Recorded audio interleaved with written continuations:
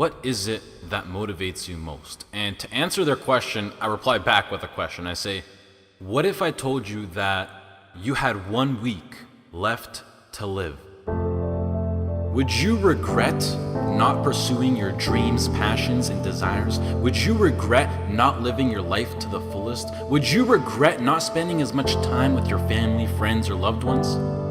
You know, Steve Jobs said in a speech one time that he used to wake up every morning, look in the mirror, and ask himself questions like this. And he said that if the answer was yes for too many days in a row, then he knew that he had to change something. And that should go for all of us. If you're living a life that you would not be okay with losing because you weren't able to do things you wanted to do, then now you know that you need to change something. Life is simply too short and unpredictable to not live exactly the way that you please. It is ridiculously unpredictable. It is possible that on any given day to die at any point throughout that day without ever being able to see it coming.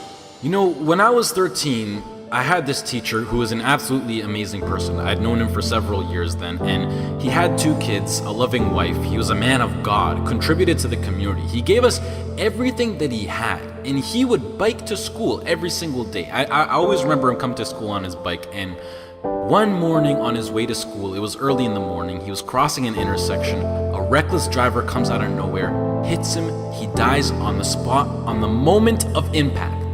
His death taught me so many valuable things in life, and one of them being that it went on to show that no matter how much you don't deserve to die, and no matter how good of a person you are, and no matter what your situation is, no matter anything, it goes to show that death is inevitable and random, and it will eventually consume each and every single one of us, whether it's in 50 years, in 10 years, next year, or even tomorrow. You cannot control it. The people around you cannot control it. As long as you're at the wrong place at the wrong time, your whole life could disappear in the blink of an eye, along with everything you wished you could have done. Whether you're walking down the street, whether you're stepping into the elevator, whether you're walking down the stairs, whether you're just existing. Listen, you'll see people from nowhere die of a heart attack. Gone. No family history, no symptoms, no causes, nothing. It happens, and that's the cruel life that we live in, and it's something that we cannot control. So what I want to make clear is that regardless of the path that you take in your life, at one point death will consume you. It doesn't care whether you floss your teeth in the morning, whether you raise a family or not, whether you go on to be rich, poor, a success, a failure, whatever, you are still going to die at one point. It is that simple. And knowing that you're going to die soon should be the biggest motivation to both make the difficult decisions in life and to get your ass out of bed in the morning. So now the question becomes, what is it that you truly have to lose?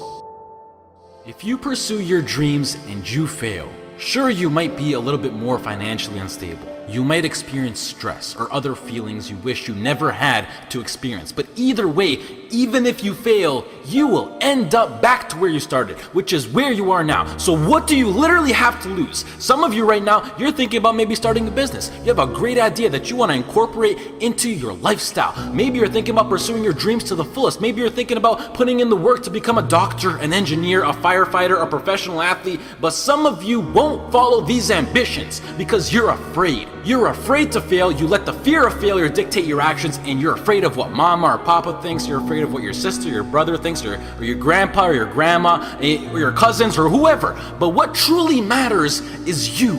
You are in possession of a gift. You have a talent, and whatever that talent is, you can make yourself and the people around you a stronger and better place with it. But sometimes the only way to do that is to take a risk. At one point, you have got to take a leap if you want to make that gift that you have become a reality. Otherwise, society will gladly accept you as a 9-to-5 slave working just to pay off your rent and to stay alive and to live for the weekend, which is the absolute worst way to live. If you don't jump, believe me, if you don't pursue your gift, you will live a life full of regret, and your gift, your dreams, everything that you ever had to offer to the world will die with you. From first-hand experience, I am pissed off at myself. I am pissed off and I regret so much in my life. I can't even fathom explaining it. Not about what I've done, but what I haven't done. All the opportunities that I turned down and all the chances that I never took just because I was afraid or because I was worried about what other people think. And I officially decided to sit down. I sat down for weeks. I didn't just think of what I'm saying right now. I didn't think of it overnight.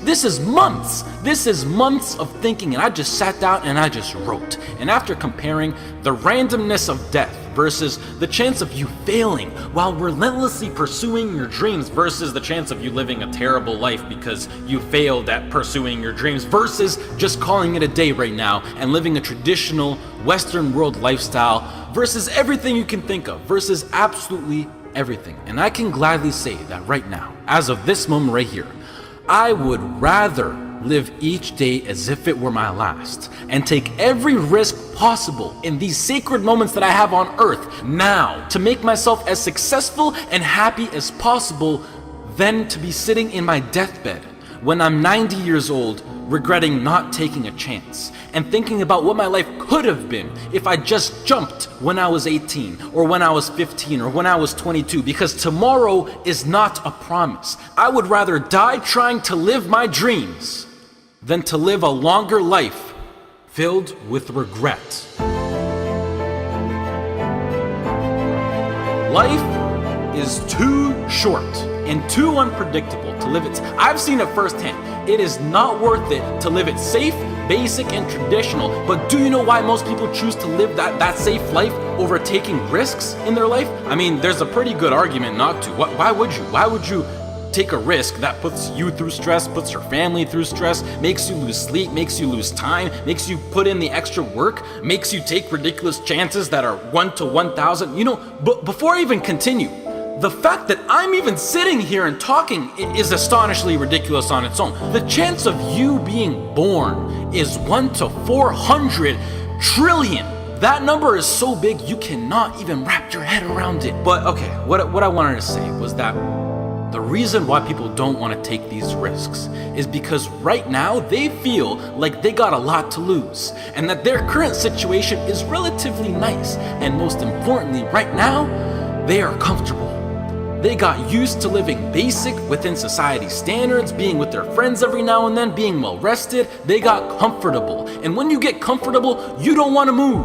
And that comfort zone, I like to call it the danger zone, because this comfort zone will persuade you to stay in there for as long as possible. And it is, I know how it is. I know the comfort zone. It is so convincing. It is so hard to escape comfort. I know. And as it persuades you to stay in there, you will literally, unconsciously, see, I'm so serious when I say this, you will literally see your whole life go right by you.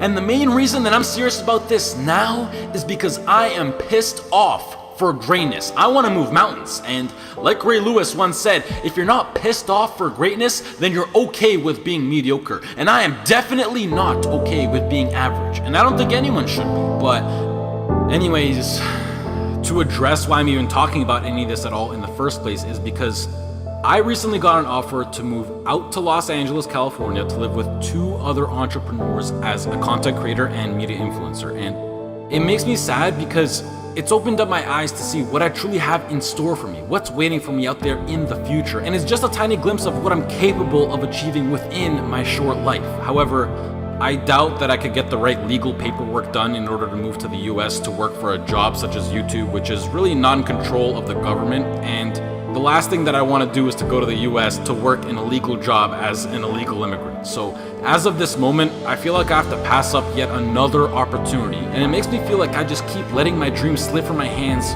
once more. And now that I've seen the reality of what is possible, this house in LA next to the beach on California with a huge city, great weather, and working a job that I would absolutely love and live for with people who share the exact same dream and vision, it has me thinking like, hell yeah, I would gladly die chasing this dream relentlessly than never chase it at all and play it safe and being trapped within my own mind of thinking about what my life could have been.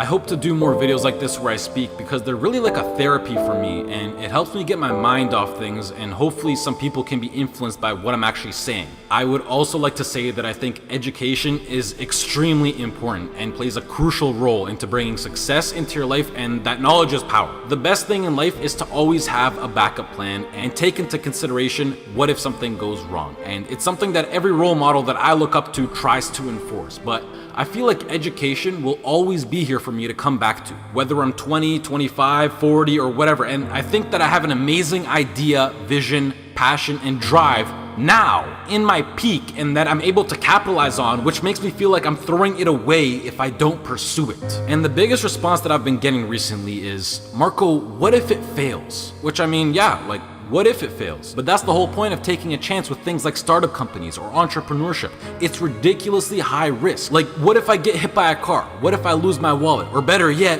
what if this succeeds? You know, it's easy to be negative or to be closed-minded, but I think it's easier to be optimistic and to be open-minded. And please do yourself a favor, which is a separate topic on its own for another time, but try to surround yourself with people who impose and promote positivity and good vibes. You will notice the tremendous effect that it has on your lifestyle. Starting your own business or being self-employed, although preferable, doesn't exactly require any kind of diploma or degree. And I think that with a proper business plan and with the drive that people like you who are watching this video fuel me with, I feel like I can accomplish anything. If you're still listening, I love you, mad respect. That's true loyalty right there. If you're less, this has been Marko. I hope you all have a great rest of the day, and goodbye.